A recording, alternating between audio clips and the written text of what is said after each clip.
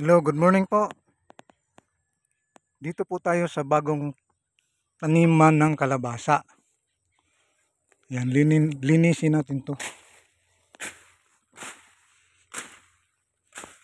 Parang walang lilim. Yan po oh.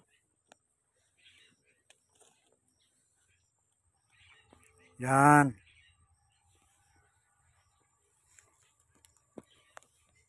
Yan. Bukas na yan linisin. Medyo maaraw na eh. Yung mga damo na yan, bukas na yan. Yan po.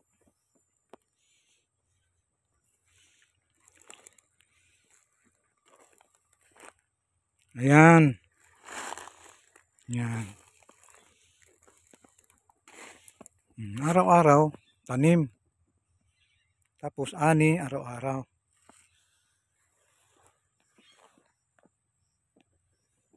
Ayan po. Kalabasa. For those who are in English medium or media, this is called squash. Squash. In Filipino, kalabasa.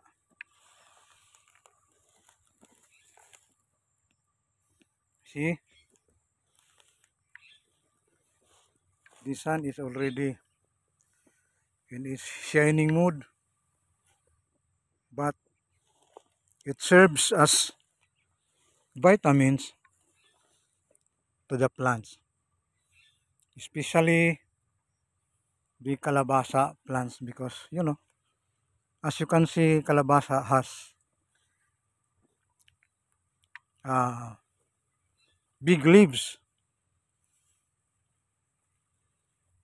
so they are heavy feeders. They like sunlight.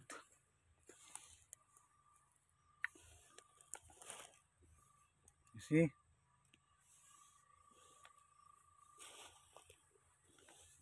Just yesterday, I had just cleared only 4 plants, but this morning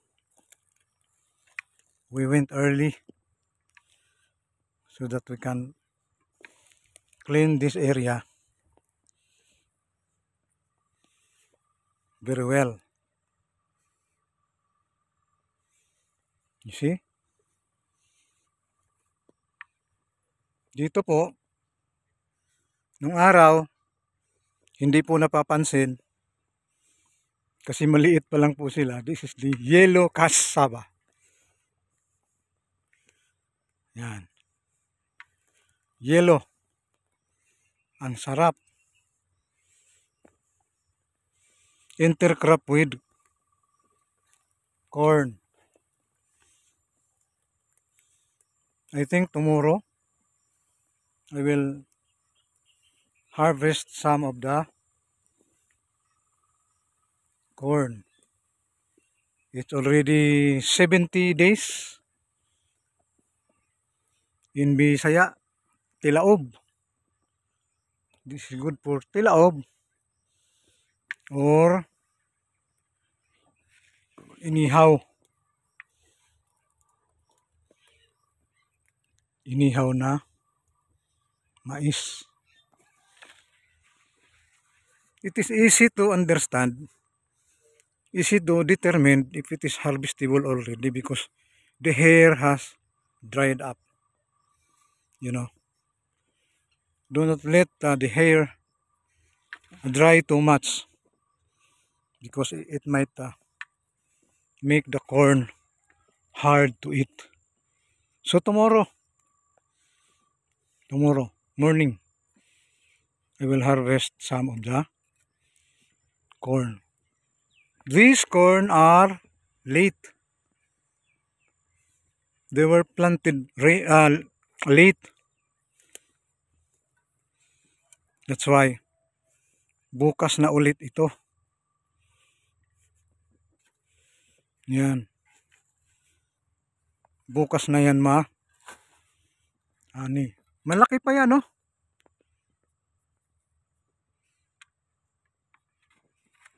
Malaki pa yang taniman. You know. Nakita nyo naman, hindi talaga ako gumagamit ng araro. Itak lang. Ito, lagaraw. Ipasok natin yung lagaraw sa kuban. Sa holster ba? Sa kuban man yan sa Bisaya.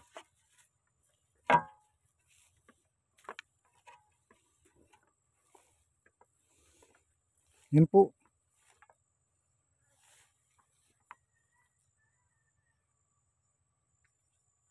Yan po yung mga sibuyas galing sa Kalbayog, Samar. Sa bayan ng aking kabiyak. O, yan po yung mga bulanghoy, oh. Very lusty and healthy. As you can see. Dati-rati, hindi natin napapansin. Kasi maliit pa eh.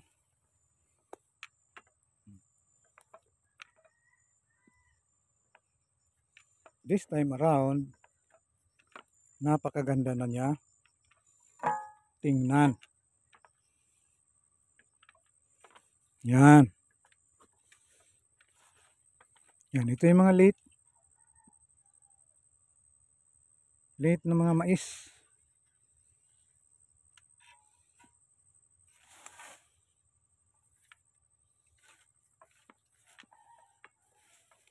Okay. We are going back to the Kamalig. Yan po, bigyan. Yan. Kunan natin ang kabuuan. Yan, hanggang dulo po yan, no? Hanggang dito lang nalinis ko. Bukas naman yung iba. O dili kaya mamayang hapon.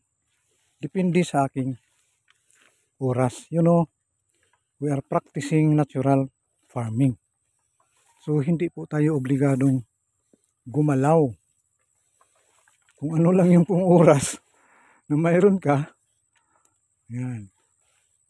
Magbubunga sila, magbubunga kasi natural farming. Kamukha ng mga dragon fruit na yan, oh. It's lusty. It's healthy. Okay? So, kung marapatin lamang ni Lord, mga December, o ngayong December, January, magbubunga pa yan, hahabol pa yan, yung dragon fruit. Medyo maselan po ang dragon fruit, pero nagbubunga kasi, as you can see, as you have seen, nakaharvest na po ang inyong lingkod. Okay? Nakakain na po ako ng sarili kong tanim na dragon fruit. So do not lose hope. Regenerative farming, natural farming is very effective. As you can see, oh, napakasukal. Pero may mga bunga yan sa ilalim. Okay? Mga luma na po yan ng mga kalabasa. Pero nagbubunga pa yan sa ilalim. Bigla ako na lang magulat. Uy, may kalabasa dito. Libre po ng gulay. Pati yung bulaklak. Libre po. Pati yung kanyang talbos. Okay. So ito yung cucumber.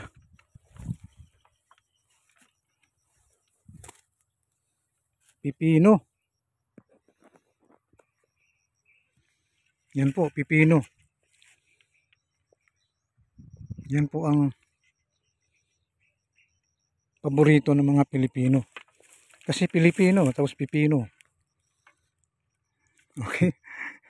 Yan po yung national vegetable ng Pilipino. Pipino. Yan, joke lang. Yan, oh. Hindi ko pa na-prunan. Ini moment, lagyan ko ng prunan ko yan. Pagkatapos prunan, bulok-bukan, i-cultivate, then mamumunga na yan. So, pag humaba po siya ng mga 5 meters, prunan na naman doon sa dulo, at sa ilalim, prunan din. Para ang concentration sa bunga. Ngayon, nagtataka ako nung araw eh. Hindi ako nabubungahan ng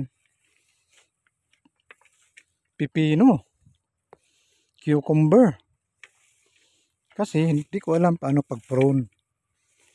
Yung kanyang vitamins and minerals, napupunta lang sa mga dahon. Salamat sa YouTube. Galing ni YouTube eh. YouTube University. Yan. So kung mayroon kang experience, do it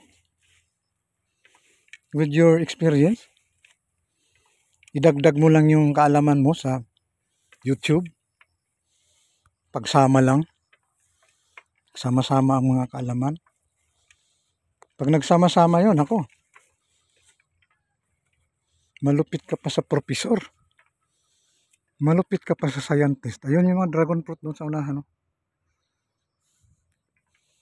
So, pauwi na tayo sa kamalig kasi mainit na.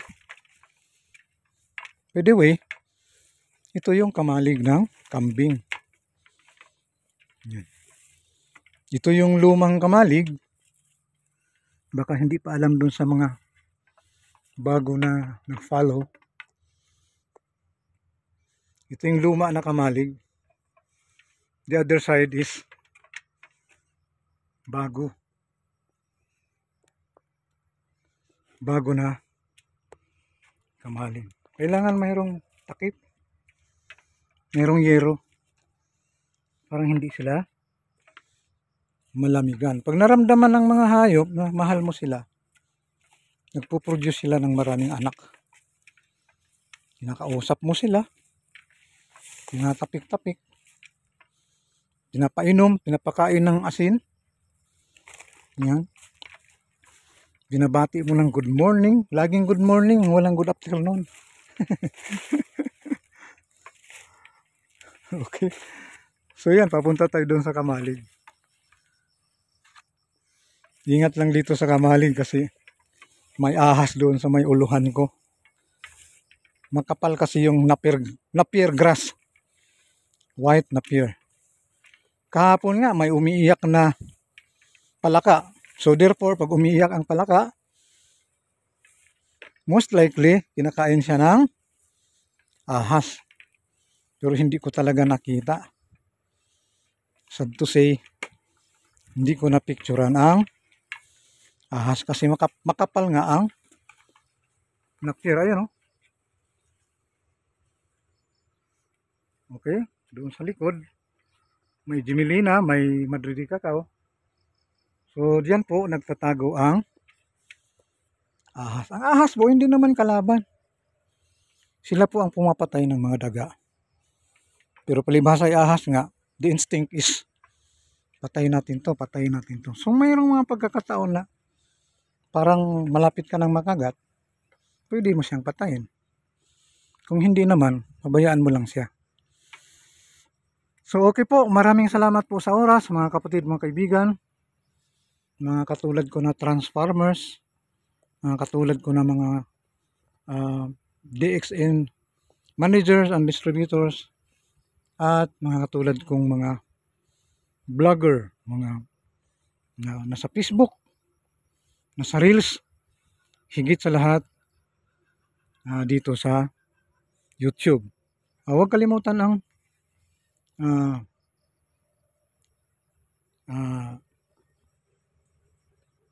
TikTok. Okay? So, maraming salamat po. Yun, yung saging ang malapit na anihin. Maraming salamat at pagpalain tayo lalo ng Panginoon.